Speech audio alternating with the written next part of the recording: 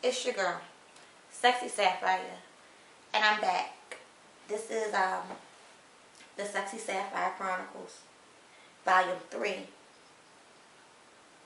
This is who I am.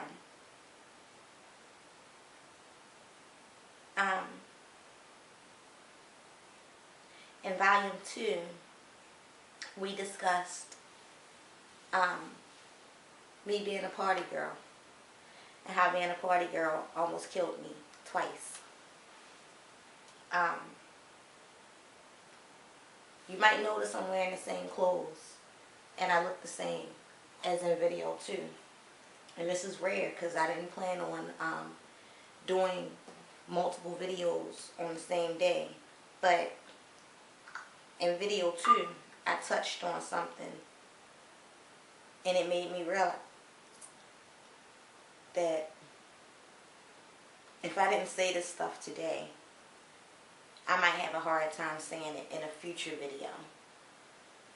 So I took an hour or so to myself. I made me a hot cup of tea and poured some vodka in it. I rolled me another smoke. And I'm ready to bare my little soul a little. Not on a fun, this is who I used to be, this is what I was into, look at the wild, crazy me. This might not be as entertaining as the last 2 videos, but it's real.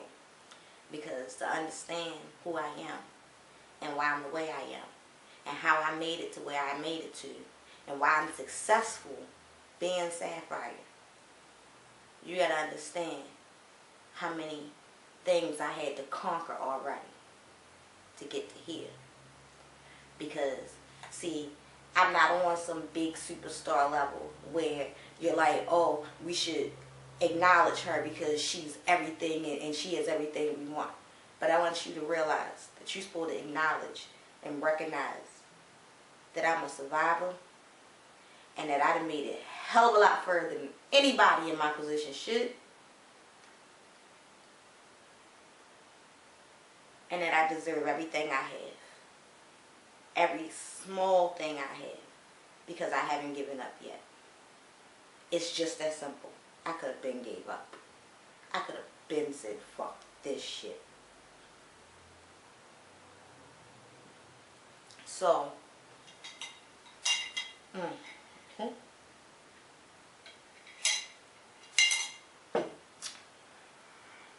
we all have an origin.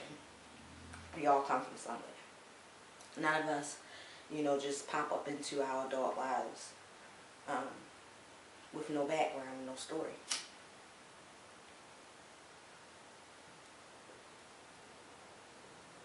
I'm no different.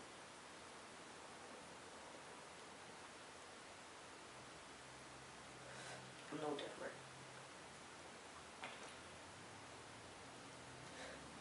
Okay, so if you've been a fan for a while, you may have seen my video, Born Into This Jealous Life I Live, where I told a little bit of the story of my youth.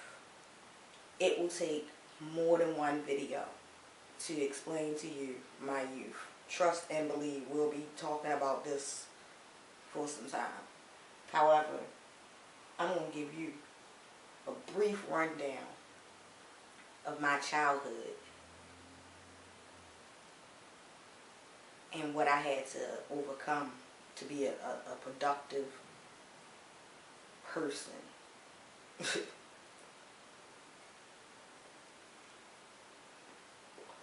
I was born out of stupidity and jealousy. Stupidity on my father and my mother's part because they were 15 and 17 and my father already had another woman pregnant when he got my mother pregnant.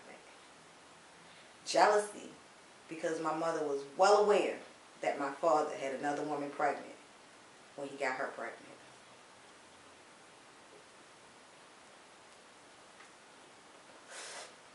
This was 1980 and my mother was one of them women who thought if she got pregnant, she would keep the guy. It didn't work. What she did get to keep was the baby. And she wasn't very happy with that. Because every day she looked at me, she saw him.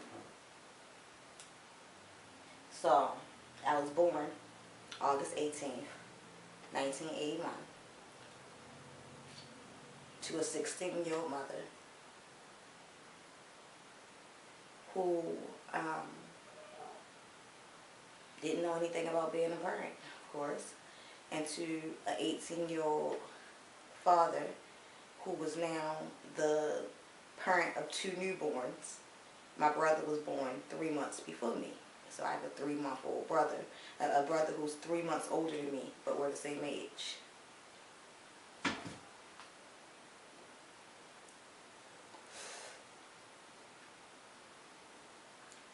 My father didn't choose my mother. I don't even know if he chose the other woman because I wasn't around back then. All I know is they didn't end up together. And my mother didn't handle that well. And my mother hooked up with this older guy. And his name was Charles. And her and Charles started dating. And he was in his early to mid-20s. My mother was 16, 17. And Charles got my mother to leave and move to Virginia with her.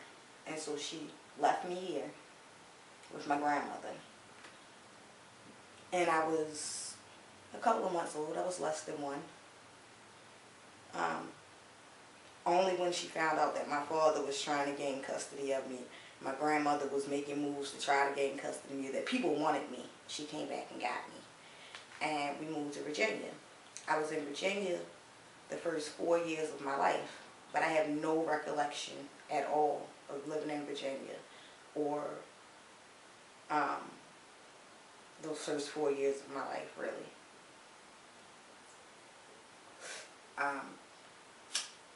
Y'all have noticed over the years that I have an accent, and people have asked me about my accent.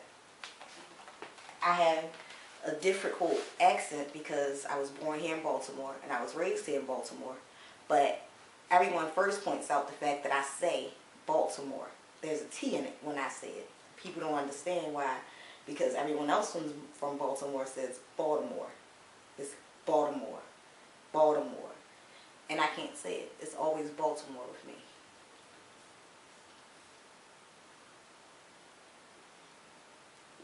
The problem is, I learned how to talk while living in Virginia. I came back to Baltimore with a southern accent. And everybody always called me the country bumpkin. So I started to speak slower and enunciate my words, which started to make me sound like I had a New York accent. So then everyone thought I was from upstate. So I have this crazy accent depending on when you talk to me. You might get the countryside of me because I'm excited, I'm happy, and my words just come flying out, and you get my normal accent. Depending on where you talk to me, you might get a more upstate accent because I'm taking the time to enunciate my words. So that's that mystery solved.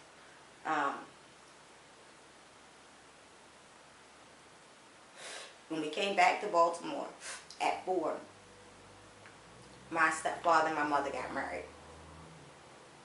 I don't remember the wedding, but I have the pictures. I saw, the pictures of me at 4 at the wedding and stuff. I have to believe it. My mother was sick. I remember between the ages of 4 and 6, something had to have happened because my stepfather wasn't living with us anymore. And we were still living in that same house. And my mother was sick all the time. She had tuberculosis.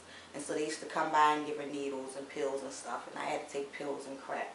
But she was always sick. And the house that we lived on Holmes Avenue. In fact, we lived at 3504 Holmes Avenue. And that sticks in my head even though I have not been in that house since I was 6 years old. Ain't that crazy? I haven't been in that house, and I can tell you that I lived at 3504 Holmes Avenue.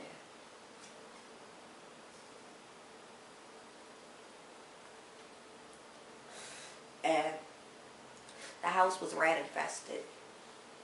It was so badly rat infested that one day somebody had left something out in the kitchen and the rats took over. Like, it was to the point that we couldn't go in the kitchen for almost 2 days. It was so bad. And I've been traumatized. Like, anybody that knows me knows that I'm terrified of rodents. Because one night, see, we shared a room. Me, my mother, and my baby sister. We were all in one bed. And a rat jumped up in the bed and tried to steal my sister's bottle out the bed. Freaked us. And I think that was the catalyst of us moving out of that house, is that the rats have really got that bad. And my stepfather had moved around the corner and got his own apartment on Glens Falls. And so we moved around the corner with him. Now, understand, at this point, I was 6 years old, and in the house that we were living in, it was me, my mother, my baby sister, and my cousin.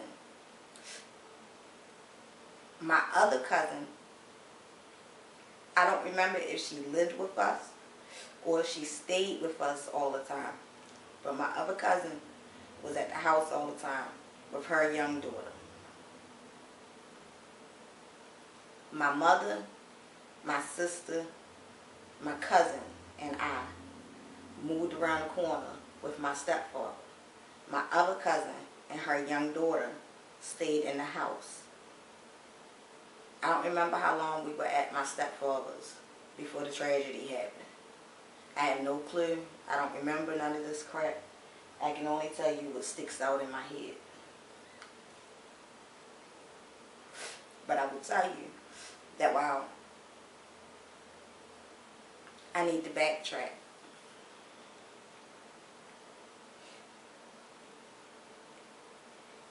before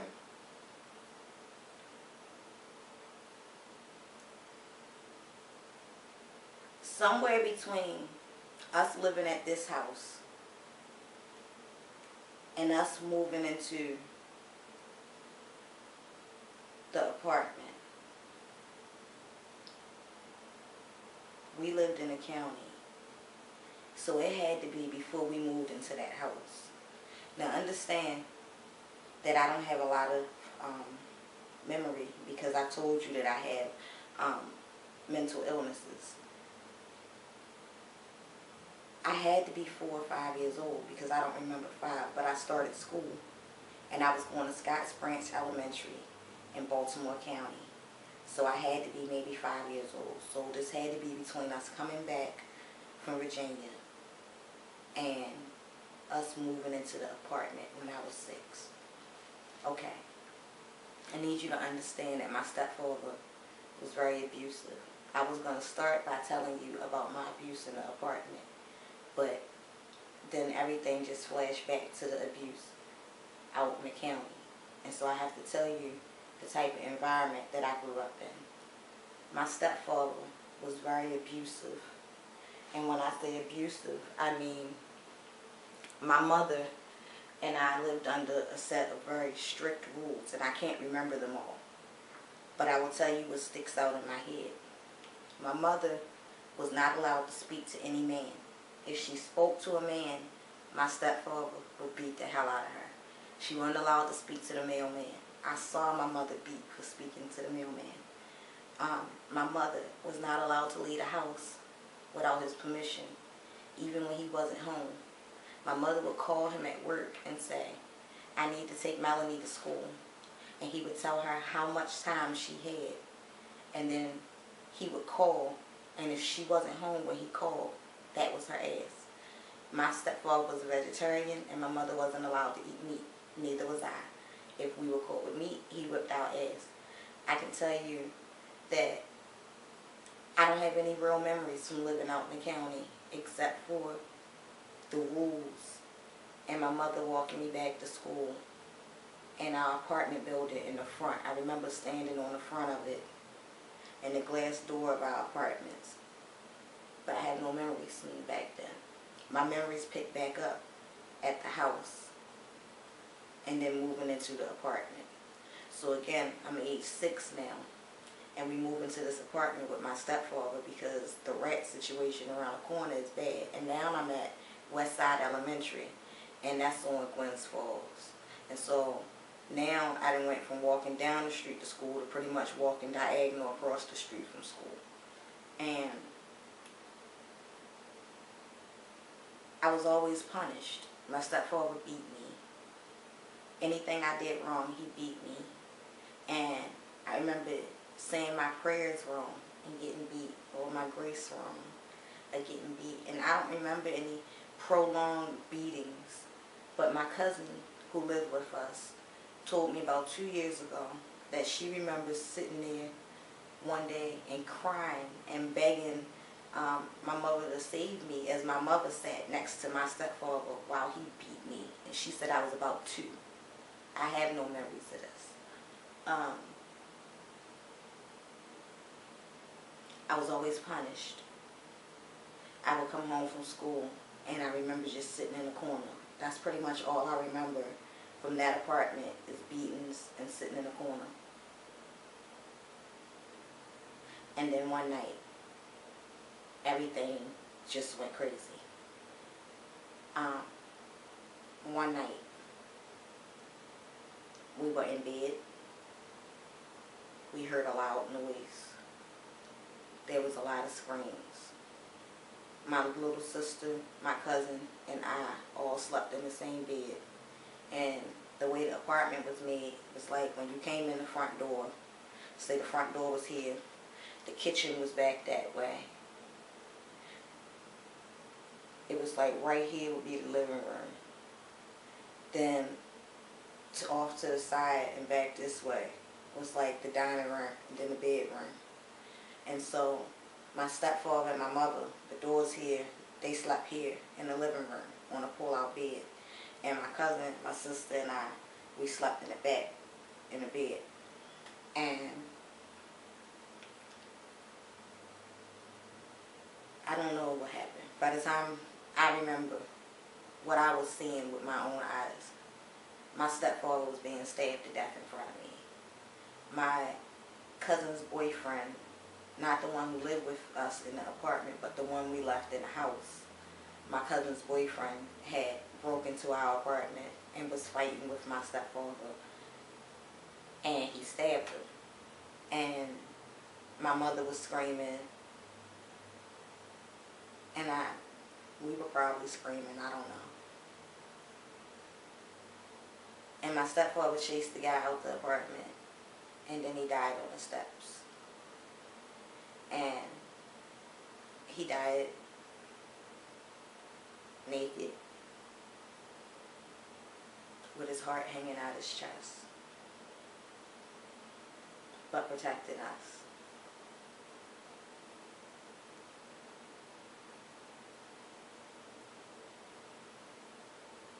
Come find out, it was over some drug shit. Like, my stepfather had told my cousin's boyfriend he couldn't do drugs in the house, and the boy was offended. He was like a little 17-year-old boy.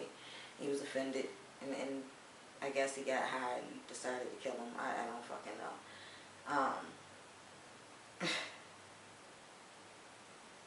So, weird shit is, my mother called my stepfather's job the next day to tell them that he wouldn't be coming in because he had got murdered. And they told him, my mother, that my stepfather didn't work there anymore, that he had already quit, and said that we were moving back to Virginia. And so we never found out, you know, what he really had planned or what he was up to. But I've always looked at it as a blessing, because he was abusive, and Lord only knows what he had planned for us, for people to already think that we were gone.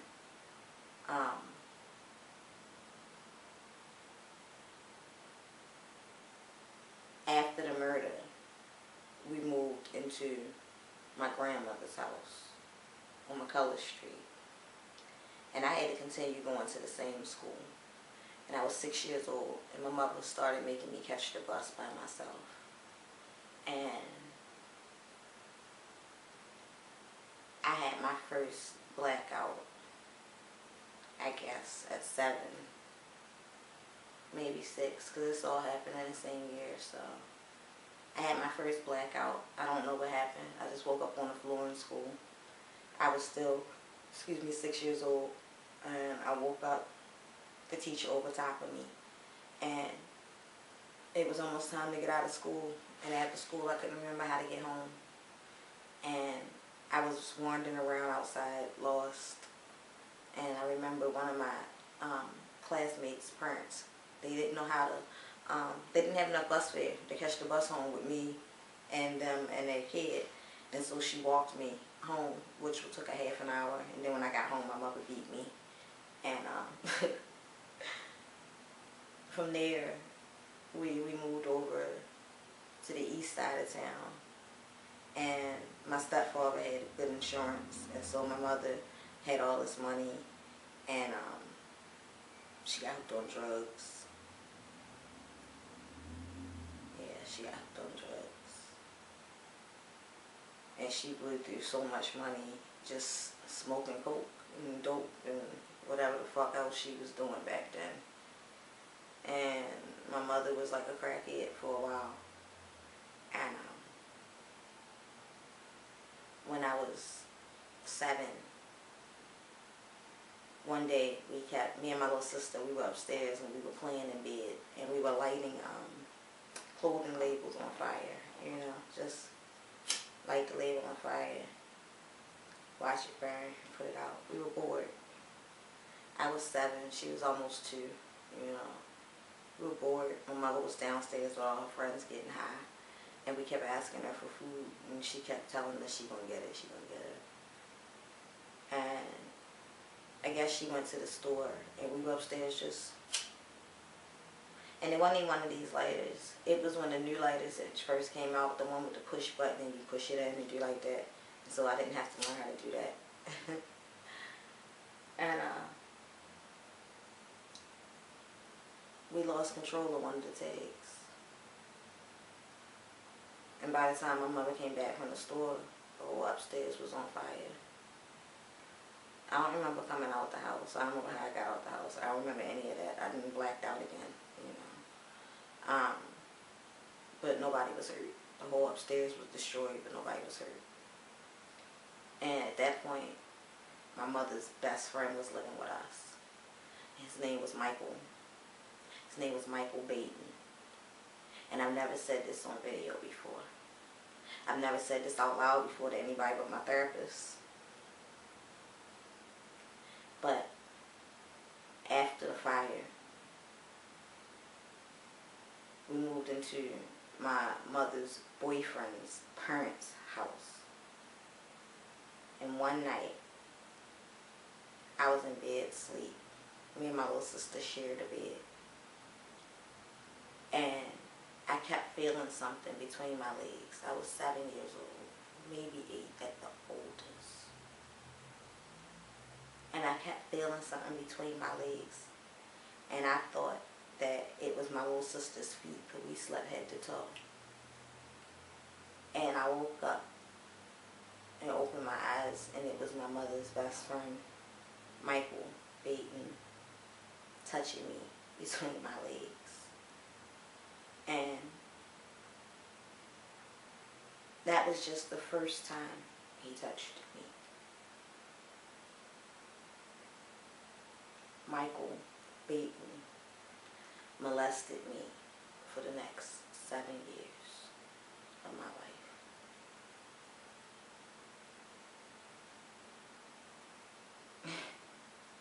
He always smelled like beer. He had missing teeth. He had this scraggly beard. And he was so skinny. And he was ugly.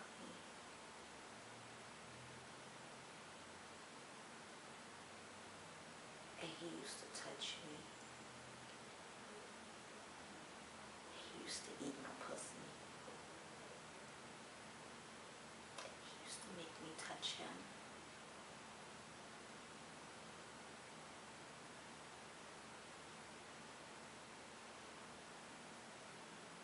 And my mother thought he was gay. And I'm only going to fast forward just a little bit on you. But I'm going to tell you that it finally came out. I told my mother at 14 that her best friend had been molesting me. And that he had been doing it since I was a little girl. And that he had even paid me to keep quiet. And she didn't believe me. And my mother had a friend. And her friend said to her, if you don't report it, I will. And so it was reported. And it went to court. And my mother stood across from me, next to Michael Baton, in court, and told the judge I was a liar. She told the judge that that man never touched me, and that he would never do anything like that to me, and that he loved me like I was his own daughter. And I want you to know that the truth didn't come out until I was 17, and my mother died, and this same man tried to get at my 11-year-old sister. Only she was smart enough to tape record him.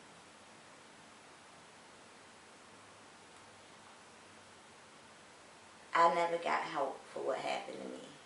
My mother never believed me, and she told everybody else I was a liar. So not only did I deal with 7 years of molestation by myself, I dealt with the shame of molestation by myself. I dealt with the family not understanding or believing me and being branded a liar. I dealt with not getting help by myself.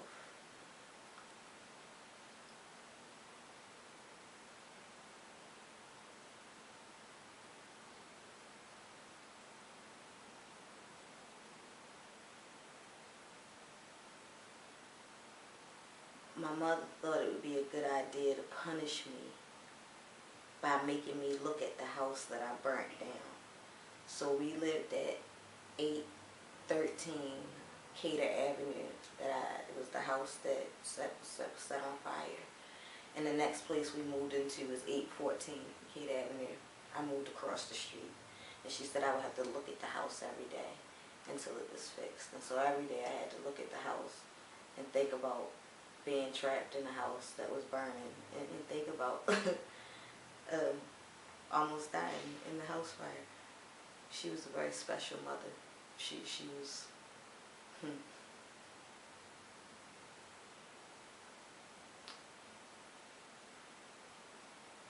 and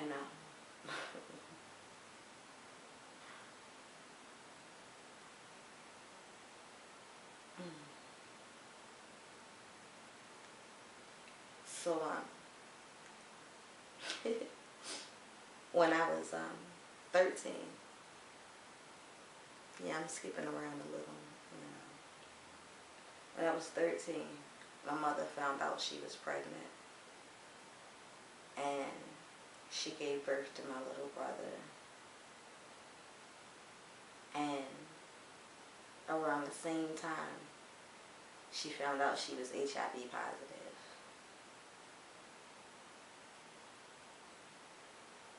And so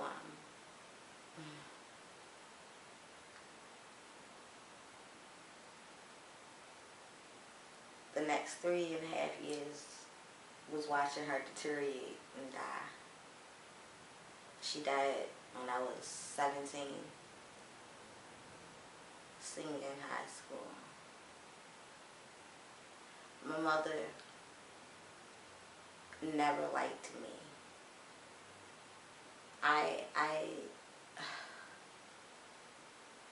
I believe my mother punished me always for being my father's child. She had 3 children, and yet I was the one she treated differently. My mother would look me in my face and tell me how ugly I was. I grew up in a house where it wasn't safe to look in a mirror. If my mother caught me looking in the mirror, she would say, "What the fuck you in the mirror for? You ugly. You look like shit. You look like your father. Ain't nobody ever gonna love you."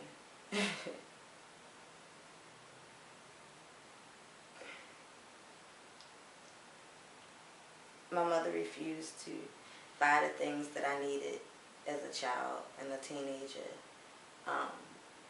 even as far as simple hygiene stuff, she refused to take care of me. She told me when my father paid my child support, that's when she would buy me stuff.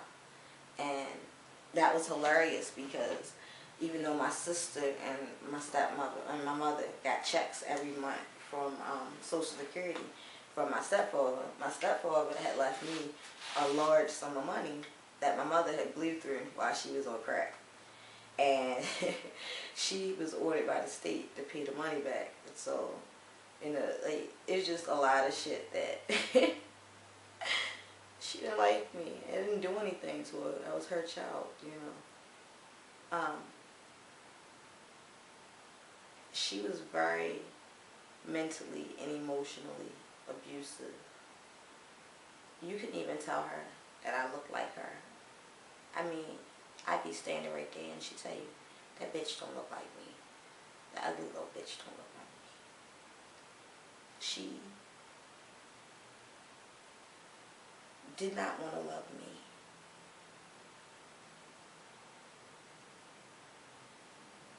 I don't even want to go into a bunch of details about the type things she would say to me. But she didn't want to love me. But at some point in my adulthood, last year, I decided to stop being angry at my mother for a lot of stuff. I wrote her a letter. I'll share that with you in another video blog.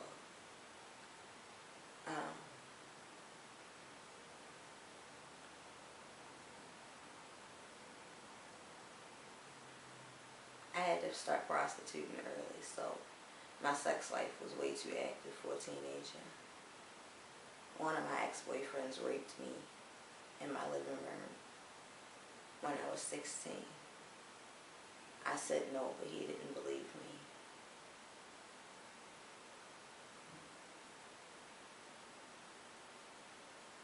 I went to school and told my teacher, but he reported it. And I got so scared I said I was lying because my grandmother would have put me out.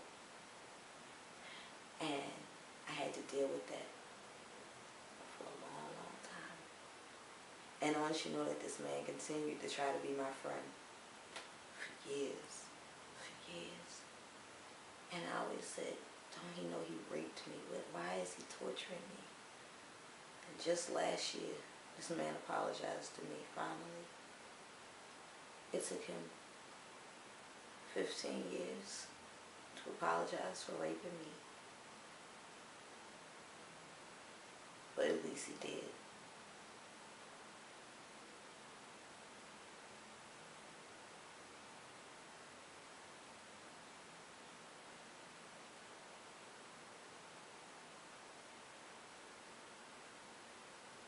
We moved a lot.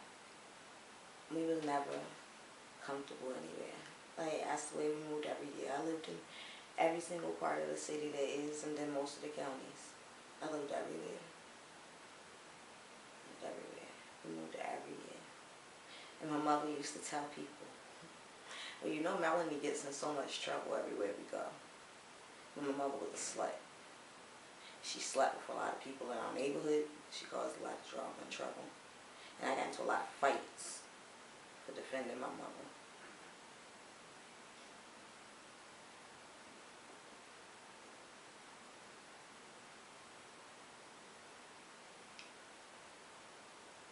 I don't know if my childhood ever had a chance, y'all. It's so much I want to tell you, but I just don't want to bombard you in this first video about who I am. You know, I really just want you to understand that I do not come from this place of entitlement. I don't come from this place of joy, and I'm a child who used to come home from school on Fridays to an empty house because my mother had packed up the kids and went to her boyfriend's house to go play family with him and his kids, and I wasn't welcome. I'm a child who was lucky to shop at the thrift store. I'm a child who lived in a rat-infested house. I'm a child who had to touch dick at a very young age and was paid to do it. I'm a child who, at one point in my life, mother was so broke that we sat up waiting for our roommate to come home because he worked at McDonald's and he had dinner, you know.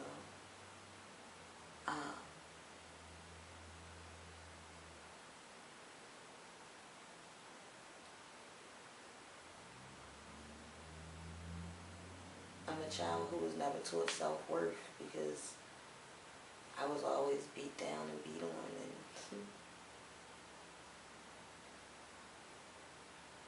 it took me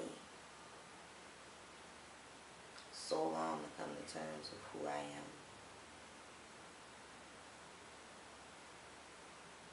And the fact that I've overcome these things and so many more. And that while I'm a victim of some things, I'm a survivor of every single one of them too. That no matter what happened to me, it didn't stop me. It didn't take me down. I used to tell my mother I wanted to be famous when I grew up.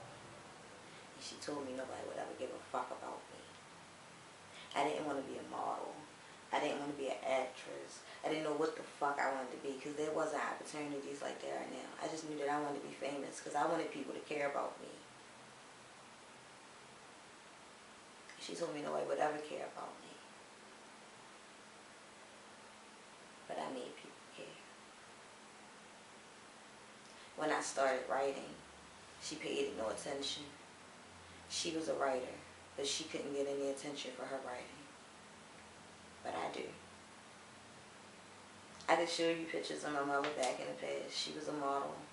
She was trying to be a model. But there weren't many opportunities for a single mother from the hood with, no skills or whatever. And she was like 5'6". We didn't have the internet. We didn't have all these magazines. We didn't have, all the shit that we have now. There was no opportunity for her. But there was for me. See, not only did everything that the biggest antagonist in my life told me I couldn't achieve, not only did I achieve my dreams, I achieved hers. Everything she set out to do and couldn't accomplish, I have so far. And I'm going to keep going. I'm going to keep going. And that's not just with her. That's with all my antagonists. That's with every obstacle that's placed in front of me. Not only am I a victim of it, I'm a survivor of it. I overcome shit. You can. It's not like I'm perfect. God knows I'm crazy. Legally. I see a shrink. Take medicine. I suffer from post-traumatic stress disorder, anxiety disorder, and multiple personality disorder and depression. I'm far from okay and normal. However, I'm far from as fucked up as I could be. I am a survivor. I'm taking what the fuck I was dealt, and I'm making this shit work for me. I'm too fucking sexual. Guess what? I made that shit work for me. I like to write. Guess what? I'm making that shit work for me. 10 out of the last 14 magazines that I've been in have been for my writing. I'm making this shit work for me. I never wanted to be half of the shit I ended up being, but you know what? Sometimes you're a victim of circumstance, but you take them circumstances and you flip this shit. It's one thing to go through something. It's a whole nother to be stuck in it. I've spent a lot of time being a victim of being a prisoner of my own mind. I'm still trying to work through some of the shit that's going on in my head because I haven't worked through some of the shit that happened to me already. But I refuse to keep being a prisoner. I'm taking my life back. That's part of me announcing my retirement because Only through therapy did I realize that the only reason I ended up in the adult business is because I no longer had anybody to abuse me. So I became my own abuser. And that's something that we cycle. Sometimes the people that are hurting us are gone, and we continue the abuse because their words are stuck in our heads, and we've become so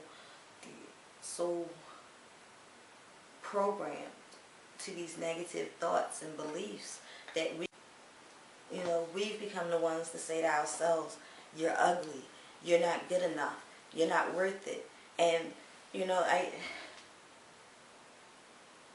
society is hard enough on us. Everywhere you look, you turn on the TV, you open a magazine, you listen to the radio, you go to the movies, they're showing you what you're supposed to look like, how you're supposed to dress, what you're supposed to have on, or what kind of purse you have to have, this year's style is this. And it's already so many things geared towards telling you that you're not living right. You can't be in your own head telling yourself, you're not worthy, you're not worth it, you're not pretty enough, you're not good enough. If your abuser is gone, then seek help so that you can get their voice out of your head and don't let it become your voice. Therapy used to be a dirty word. It's not. I tell you, I got a long way to go, but I've been in therapy for years. It saved my life. It really did. I was lost. I was so lost. Hell, I remember the day I walked into my therapist's office. I walked in and said, I need to see somebody. I'm going to end up killing somebody. Like, it was bad. It was bad. But it doesn't have to be. There's help out here. There's help out here. You know,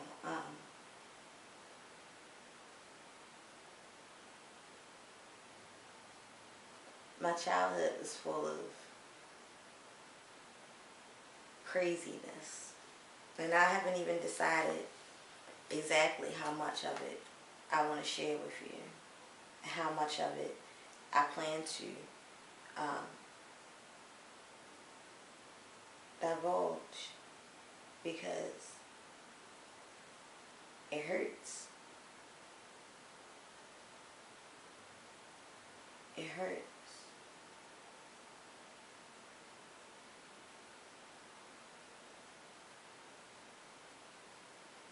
But I'm here to tell my story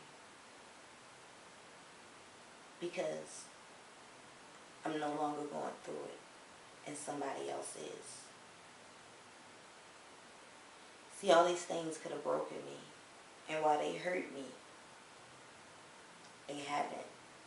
They have not broken me.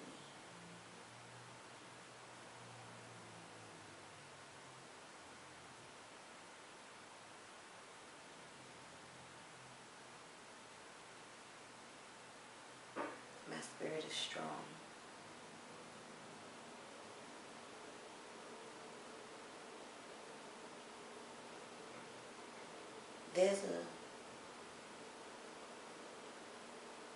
There's a piece of me who wants to hide all day, every day. Who doesn't want to deal with my life or the world.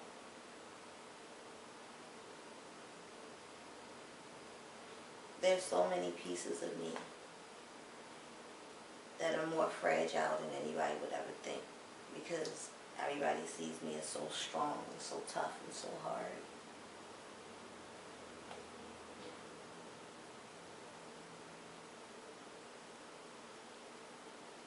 But if only you knew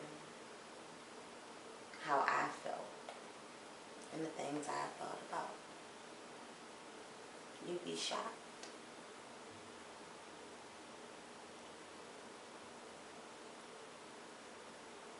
When I was in high school, I went to a school that was broken into academies, and I was in the Arts and Music Careers Academy. I was in drama. It was my goal to be famous, remember? And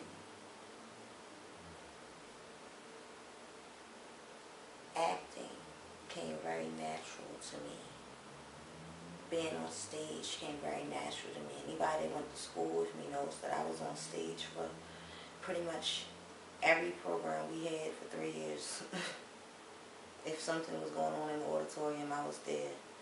I tell you, in fact, they had me recite one poem so goddamn much that I know people was tired of hearing me say the Negro mother. But it gave me the tools I needed to create Sapphire and to be able to pretend that I'm not this fragile, damaged woman that's behind Sapphire. Because through Sapphire, I was able to be beautiful. I was able to be bold. I was able to be loved and accepted for myself. Even when people told me at Sapphire that I was ugly and I had no business trying to model. I was too skinny, I was too dark, I was too everything good. It never bothered me because Sapphire didn't have to care. But Melanie is fragile. And so,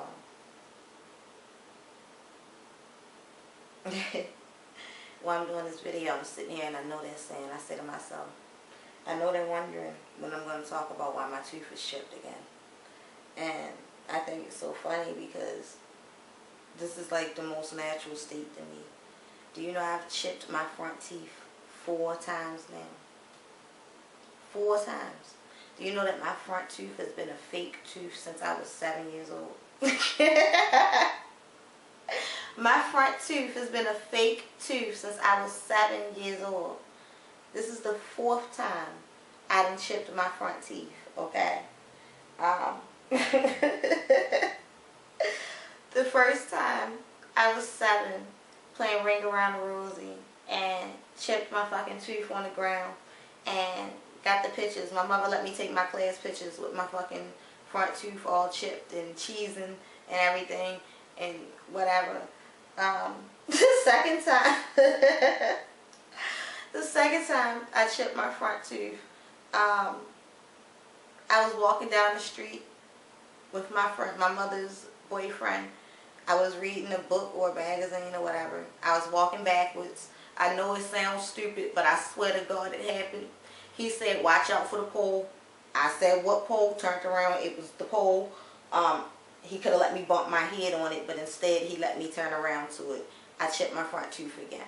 The 3rd time I chipped my front tooth, I got into a fight up Douglas. I was adamant about taking this fucking home ec class. And mind you, I needed somebody to love me so goddamn bad that I was taking home ec. I was a junior.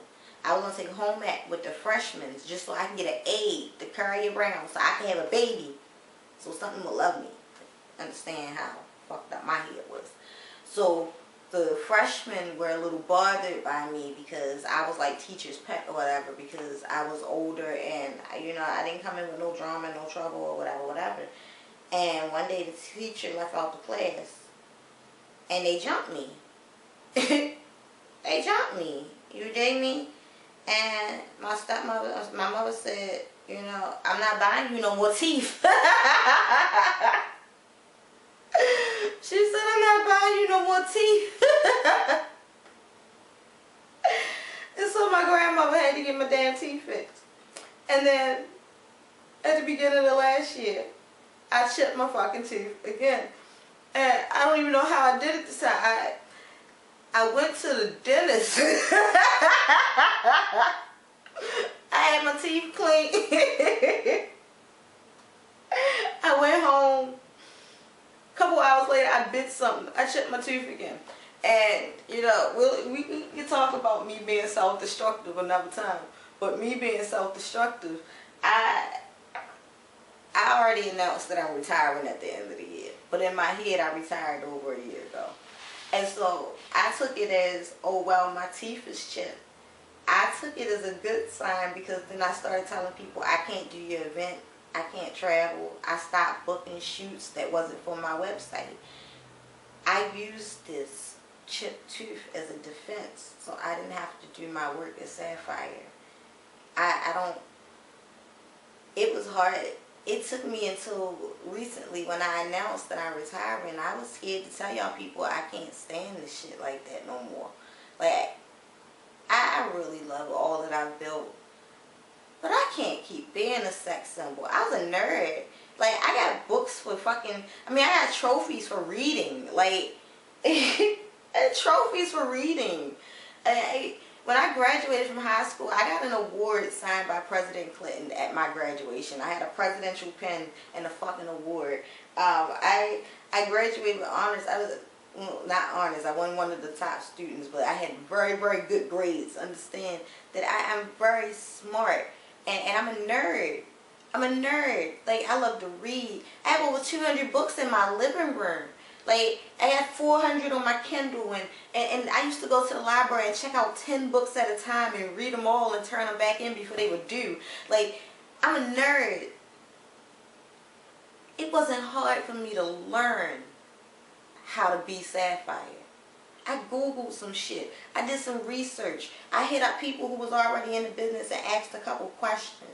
It wasn't hard for me to learn how to be this character and to build and develop this character. But it's hard for me to live her life. Like, I never wanted to be Sapphire, you know? It's fun to play her. I never wanted to be her. I just wanted to be liked and loved, and I wanted some attention, and I wanted somebody to see me as pretty, because I was raised to be told that I wasn't pretty, and that I was unvaluable, and that nobody would ever love me, and, you know, I needed validation, but nobody needs this. Anybody that thinks they need all of this is sick. Like, I don't need strange men hitting me up, telling me about their dicks. I don't need... you know, seeing random pictures in my inboxes. I don't need, you know what, we'll talk about that another time, but it's overwhelming.